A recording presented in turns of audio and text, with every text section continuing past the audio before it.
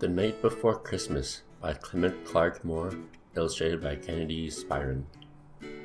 It was the night before Christmas when all through the house not a creature was stirring, not even a mouse. The stockings were hung by the chimney with care, in hopes that St. Nicholas soon would be there.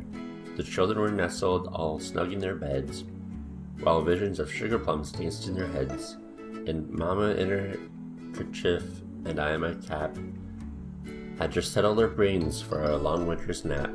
When out on the lawn there arose such a clatter, I sprang from the bed to see what was the matter. Away to the window I flew like a flash, tore open the shutters, and threw up the sash.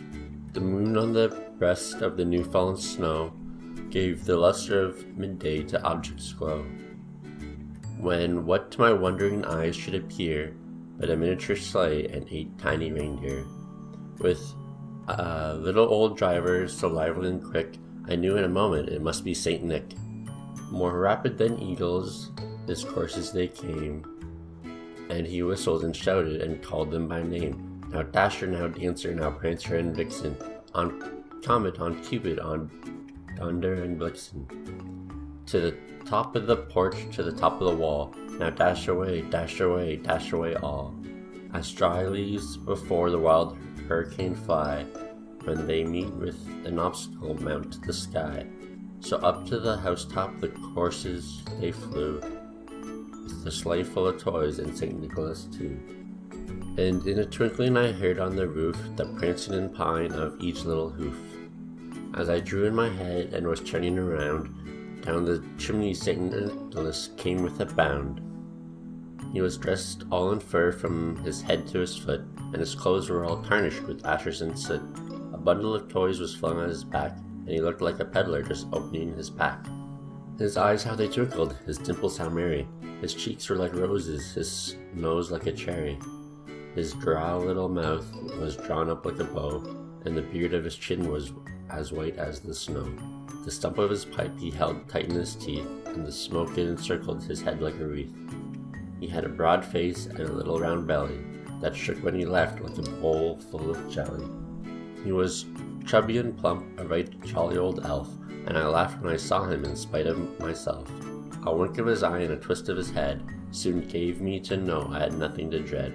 He spoke not a word, but went straight to his work, and filled all the stockings, then turned with a jerk.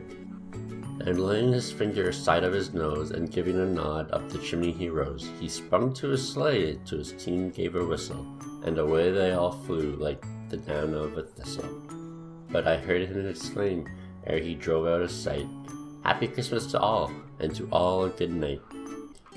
White Christmas of a Long Dog by Jessica Neal. One morning while playing with the garden hose, something cold fell on a funny long dog's nose. All around him small white flakes fell from the sky. "It's the first snow," he heard his owner cry. "Billy, get out of the snow, you'll get sick." He ran inside carrying his favorite stick. She gave him a knitted jersey to keep him warm. Billy looked through the window at the snowstorm. He had never seen snowflakes until that day. Finally it stopped and he could go out to play. Billy couldn't wait to see what the snow had in store. It felt cold and fluffy when he ran out the door. Jumping and jogging, leaving footprints where he ran, when he spotted his owner talking to a man.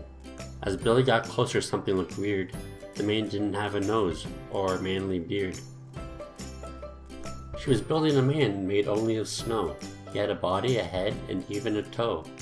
Billy brought a stick they used for his left arm, a carrot for his nose, and a scarf to add charm. Building a snowman was so much fun, he felt energetic and started to run. With his tongue stuck out and a happy smile, he tripped and fell over a snowball pile. "Watch out," he heard a boy scream while throwing a ball. It burst into a white cloud and ducked behind a wall. Billy started running to get out of the war zone. He hid behind the snowman who was standing alone. He froze when he picked up some snow with his tail, when he spotted his best friend who delivers the mail. Mike waved and said, "Merry Christmas, my little doggy mate. Have you sent your letters to Santa before it's too late?" "Billy's only wish is for a juicy bone," his owner said. Mike laughed and introduced his young son, Ned. The boy ran, and with his back he fell on the ground, moving his hands and feet, making a swooshing sound. The little doggy also laid in the snow, wiggling his back. "Snow angels," the sun said, and gave Billy a snack. Curiously, Billy decided to explore. Off he went to discover some more. Excited with a doggy jersey full of snow, he saw people twirling and putting up a show. People were skating in circles on ice. Billy wanted to try, but slipped twice.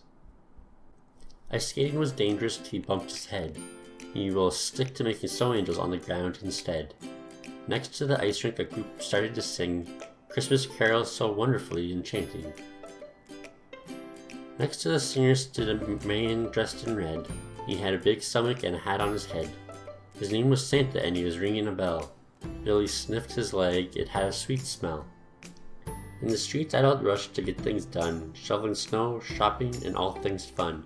Running around with large colorful boxes, inside were dolls and books about foxes. Houses were decorated with strings of lights, bright greens, reds, and glistening whites. 8 reindeer were pulling a big brown sleigh. It was time to go home after this exciting day. Billy entered the house, and what did he see? In the corner of the living room, a big green tree.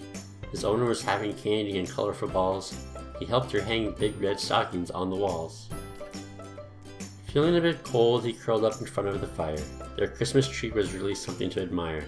Snoozing off, he can't wait for tomorrow to play some more. His first white Christmas is going to be the best for sure. Where is Santa? By Sugatha Loudgoody. It is the night before Christmas. Everyone is fast asleep. When it becomes dawn, there is fresh snow on the ground. What a beautiful morning. Let us go out and play in the snow. But wait, we have to get dressed first. Come on, let's make a snowman. Doesn't he look nice? Tommy's hungry for gingerbread.